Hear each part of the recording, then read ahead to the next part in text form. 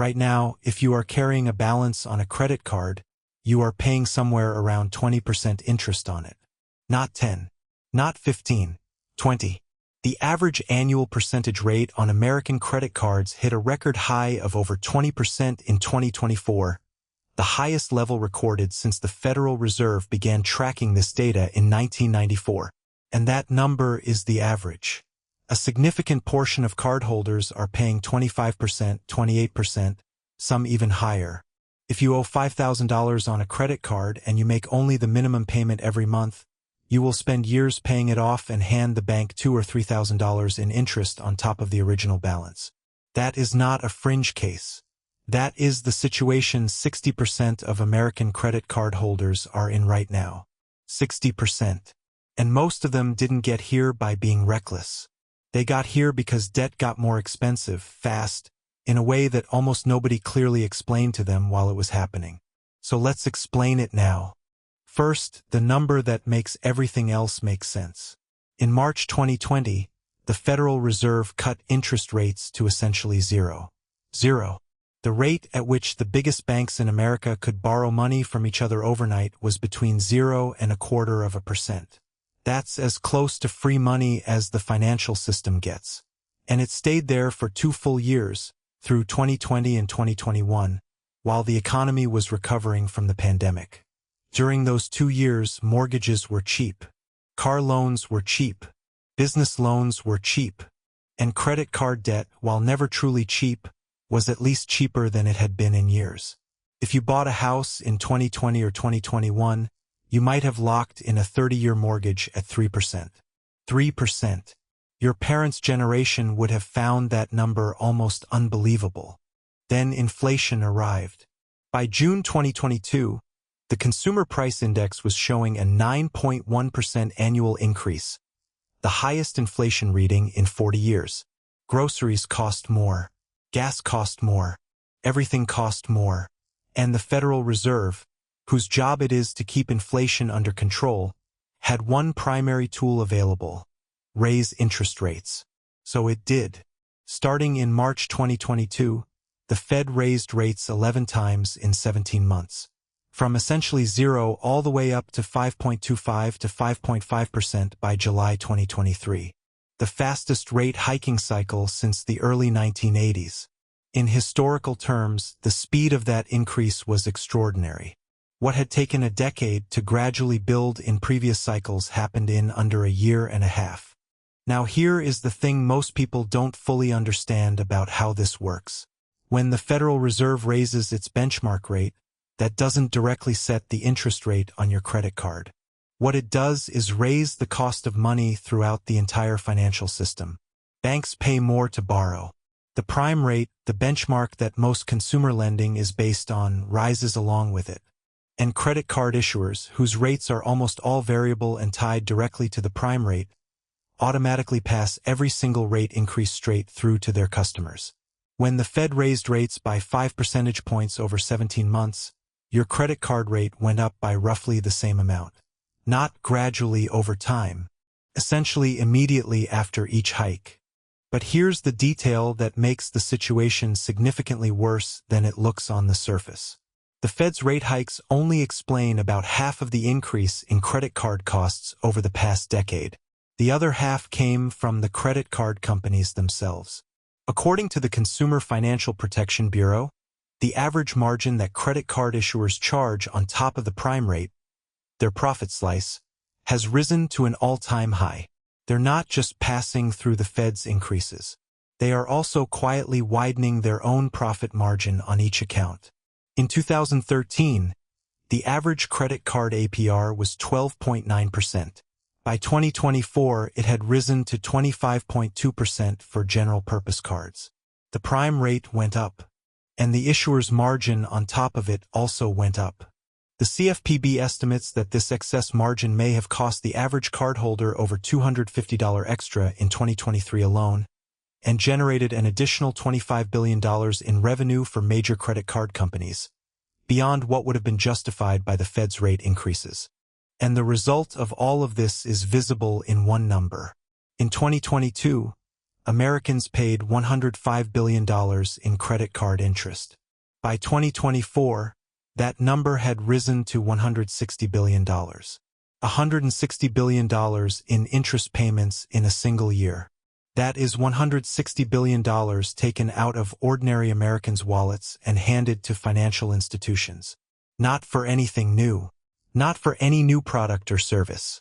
Just for the privilege of carrying a balance from one month to the next on a card many of them needed because prices were rising faster than their wages. But credit cards are only one part of the picture. The same rate environment that made revolving debt more expensive also reshaped everything else. Mortgage rates, which were hovering around 3% during the cheap money era, climbed above 7 and 8% during the peak of the rate hikes. For someone buying a median-priced American home, the difference between a 3% and a 7% mortgage rate adds hundreds of dollars to the monthly payment. It effectively priced millions of buyers out of the housing market entirely, because the same house that was barely affordable at 3% became clearly unaffordable at 7%. Car loan rates rose similarly. Student loan rates rose. Business borrowing costs rose. Every category of debt became more expensive at roughly the same time, compressing household budgets that were already under pressure from the same inflation the rate hikes were designed to fight. There is a side of this story that rarely gets told, however. When debt gets more expensive for borrowers, it gets more profitable for lenders. The same rate environment that squeezed households was generating record profits for banks and financial institutions. In 2023 and 2024, the largest American banks reported some of their highest net interest income in history. The difference between what they charge borrowers and what they pay depositors, a margin that widened significantly as rates rose. J.P. Morgan Chase, Bank of America, Wells Fargo, and Citigroup collectively earned hundreds of billions in net interest income across those 2 years. The mechanism that makes debt expensive for consumers is the same mechanism that makes lending extraordinarily profitable for the institutions doing the lending. This isn't a conspiracy. This is how the system is designed. But it is worth understanding who sits on which side of that equation when rates move. Here's the part worth sitting with. The era of cheap money that ended in 2022 was itself unusual. Not the historical norm, but an extended exception. Interest rates were artificially suppressed for 14 years as a deliberate policy choice. Look back further and the picture becomes clearer. In the 1980s, under Fed Chair Paul Volcker, rates peaked at 20%, yes, 20% on the federal funds rate, as the Fed crushed the inflation of that decade. In the 1990s, rates held between 5 and 8% for most of the decade. Even in the 2000s, before the financial crisis, borrowing money carried a real cost. The near-zero era of 2008 to 2022 was historically extraordinary, and anyone who built their financial life assuming that environment was permanent was building on an assumption that history never actually supported. From 2008 through 2022, 14 years, interest rates were kept historically low as a deliberate policy choice, first to recover from the financial crisis, then to sustain the recovery, then to respond to the pandemic. An entire generation of adults made financial decisions inside that window. They bought houses, took car loans, accumulated credit card debt, and started businesses based on the assumption that borrowing would remain reasonably affordable. That assumption was never permanent. It was a policy choice, and when the policy changed, the financial math that had worked for millions of people stopped working. The numbers reflect this shift sharply. The total consumer debt in the United States now stands at over $18.5 trillion. The average American carries more than $100,000 in total debt across mortgages, car loans, student loans, and credit cards. That number was already large before rates rose. At the rates that debt is now being charged, the cost of simply holding it has become one of the largest line items in the American household budget. Not what you spent to acquire it, but what you pay every month just to keep it from growing. So why does this matter beyond the immediate pain of higher monthly payments? It matters because of what expensive debt does to the rest of the economy over time.